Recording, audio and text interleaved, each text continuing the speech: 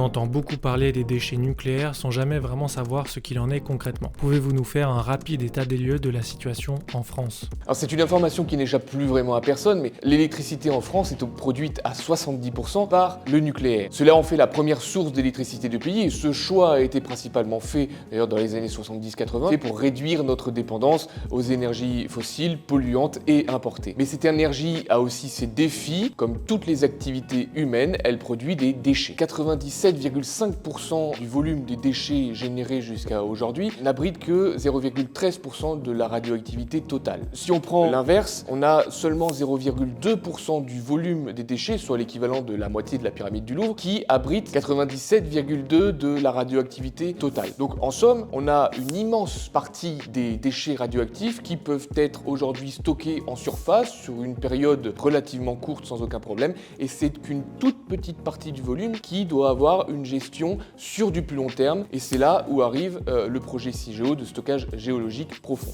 Alors oui, nous pourrions ne pas nous en préoccuper, les laisser stocker en surface comme c'est fait aujourd'hui et comme le demandent d'ailleurs les écolos ou Greenpeace. Non, personnellement, je ne pense pas que ce soit la solution. Il est enfin temps de faire preuve de maturité. Toutes nos activités produisent des déchets qui ont des impacts. Il est enfin temps de s'en emparer et de faire en sorte de les minimiser au maximum.